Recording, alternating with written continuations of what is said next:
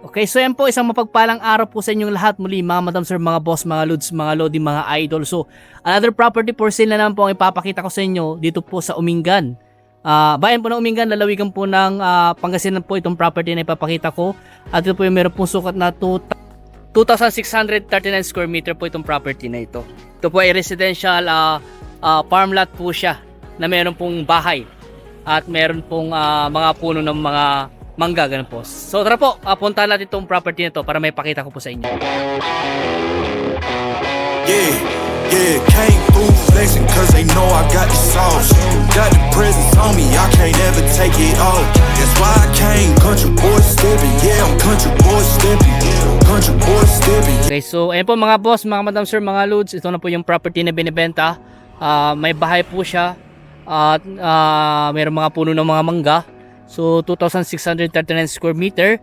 At dito po mag-start yung property. Kung nakita nyo po itong poste po na ito, ayan, poste po ng boundary po na nilagay po nila. Andito po yung mohon. Ayan, diretso po yan. At may bakod na rin po sa bandang likod. Siguro bakod po ng ibang property po siguro yun. At ang frontage po niya siguro nasa mga 30 to 40 meters po, estimate ko po yun. O mga 50 more or less po ang kanyang frontage. Simula po dito hanggang doon po yung frontage po niya. Hanggang doon po. Kung nakita nyo po yung poste, lalagpas po konti po doon. At yung ano po doon, yung parang straight light po, andun po yung boundary ng property. So puntahan natin yung boundary niya dito para makita nyo po. At ito po yung way na ito po yung papunta po sa town proper. Diyan lang po yung town proper. Kung mga ilang minutong driving lang po, siguro sabihin na natin mga 5 minutes po siguro. Ayan, so dito pala yung kanyang boundary sa part na ito. Okay, so dito po diretso po ito. Sabi nga may mohon daw dyan kaso nga lang madamo kaya hindi natin makita yung mohon po dyan. So yun nga po sabi ko, ito po yung way na papunta po sa town proper tsaka sa National Highway. Siguro sa National Highway mga ano lang po, mga 300 meters lang po sa National Highway. Sa town proper siguro na sa mga 2 kilometers lang po sa town proper po. Ayan. So yung National Highway na sa mga 300 meters lang po yung layo po niya. Ayan. So ito po yung property. Okay po, sa harap po niya, madamo lang po talaga. Yun po yung bahay. Kailangan po talaga rin pong isaayos yung bahay din. May mga kailangan ayusin o i-renovate po sa bahay. Okay, so andito na po yung power line, mga internet connection, nawasa, wala po ako nakikita nawasa, pero meron siguro silang deep well. So ito po yung pasukan sa loob ng property na papakita ko sa inyo. Ito kasama rin po itong mga to. Madamo lang po talaga, madamo lang, pero pag kayo po nakabili at yung paglilinis po, nangungontrata rin po kami ng paglilinis para makapagbigay po kami ng trabaho sa mga kakilala po namin. So ito po yung bahay na kasama po sa bentahan. May mga gamit po na may iiwan, may mga gamit din pong aalisin. At depende na lang po yun kung ano yung mga matitira pong mga gamit dito sa bahay. Ayan po. So ito po yung loob ng bahay, ito po yung terrace po ng bahay o kaya garahe na rin po siguro ito. Yan, terrace o garahe, ganun na po. Kasi nakagarahe po dito yung mga motor nila. Ayan. So ito po, naka-ano po siya, naka-steel window. Ayan, may kuryente na, nakabit na. May internet connection na rin po. Ewan ko lang po kung gumagana, pero tatanong natin kay nanay. Ayan, so ito po yung kanilang sala. Ayan po, ito yung sala po ng bahay. Nay, gumagana pa yung internet nyo, Nay? Opo, gumagana pa. Okay, so may wifi sila nanay. Okay lang, Nay, pasok ko yung kineras ko. So ito po yung sala. Ayan, nakabubida na rin po siya. Naka-pin light. At ito naman po, ilan yung kwarto, Nay? Tatlo. 3 kwarto. Opo, Nay. Kasi dalawa yung anak niya tsaka master's bedroom. Okay, 3 yung kwarto. Ito yung po nilang kusina.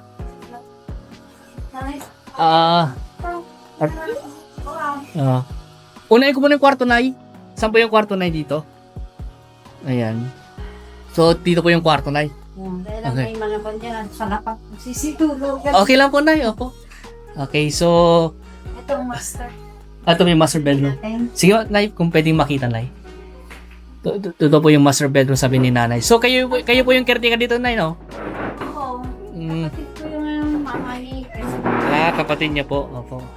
Hindi kasi tanggal na kasi doon. Oo, talaga isasaayos talaga, Nay. Maluwang yung master bedroom po niya. Oo, may ano pa sariling... May CR din po. Ayan, ito po yung master bedroom. Ayan, talagang nag-i-impake na po sila nanay. Ba't kayo nag-i-impake na? Lilipat na po ba kayo? Okay na, may... Ay, may kukuha na. Kasi, ewan, bagong isip yata. Siguro na, baka nagbago isip. At ito po yung, ganito, maluwang po yung kwarto po niya. May ilaw na. Meron. Okay. At ito naman po yung kanyang, ito po yung kanyang, tawag ito, CR.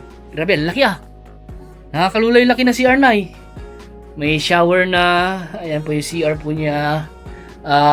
Meron din pong cabinet dito. Ayan, pwede kang maglagay ng mga damit mo na dito. Oo, Nay. May malaking salamin dito kaya pag nagano ka, nakikita mo yung kapugian o kagandahan mo dito pag naliligo ka. Ayan. So, ito po yung master bedroom po nila. Ayan. So, sasaayos na lang po. Ayan, nakabubida. Okay. So, yung anong ibang kwarto, Nay? Ito po. Ito po yung pangalawang kwarto. Oo, kasi ito yung kwarto ng dalawang lalaki. Ito nga po yung pangalawang kwarto. Okay lang po, Nay. Bakit siya na... Mm. Diyan? Kaya nagpatrabaho, Nay. Nakabubida rin po. Naka-steel window. Ayan. Meron din mga cabinet na rin po dito. Siguro, yung iba kasi tatanggalin daw nila pag may bibili na po. At ito naman po yung pangatlong kwarto. Ito lang ang problema yung mga pinto. Sasaayusan na yung mga pinto. Okay. So, ito po yung pangatlong kwarto. Nakabubida rin, meron din pong cabinet. Ayan, so may iwan sa bahay. Tatanggalin kung anong isasama pagsakali. Ito naman po yung CR po niya, napagitnaan po ng dalawang kwarto. Meron. Ayan. May shower na, may lavatory. Ayan, may din po, salamin, may lavatory. Okay, nakabubida rin po siya, naka-pin light. Ayan po. So, ito po yung loob ng bahay. Nakita nyo na po. May mga isasaayos lang, mga pintuan, pinturaan ulit. Yun po yung mga isasaayos po dito. I-renovate nyo na lang po ibang mga kailangan ayusin po dito. Ayan. So, ito po yung dining area po nila. Ayan, maluwang po yung dining area po nila. At ito po yung kanilang kitchen po. Ayan, dito sila nagluluto sila nanay. Ayan po. Ito yung mga po nila lutuan. May yung ref. Ito po yung isang lababo. Balik dalawa yung lababo pala nila. At doon din na po sila nagluluto ng kahoy. Dirty kitchen nila. So, piligtid din sa likod, Nay. Tara po, sa likod. Yan, ito po yung... Kitchen talaga, yung may simintong yan. Yung nalay dirty kitchen, Nay. Balang, Ano itong malang yung po niya, Nay? Tapos may kulungan pa ng baboy kung hindi lang May kulungan mo ng... Ayun, yung kulungan ng baboy, Nay. Yan ang dirty kitchen dati. Ngayon, nung papatayo ng apo ko, hindi na tinuloy kasi nga. Para may bibili na sana. Oo, sige, Nay. So, punta natin itong likod. Apo, yun nga lang talaga, madamo. Madamo po siya. Bali, 1, 2, 3, 4, 5, 6, 7, 8. 8 yata yung mangga niya, Nay. Meron pa dito, Nay. Kaso nga lang, medyo madamo, Nay. Yun po yung nila, yun po yung yung kulungan ng baboy, madamo lang po talaga. Talaga ito po yung talaga number 1 na gagawin dito kung sakali kayo po makakabili. Linisin muna itong property. Ayan. May daan po ba na papunta sa Mamangga? Madamo na po talaga, Nay. Mag-isa nyo na po dito, Nay? Mag-isa nyo lang dito? 1,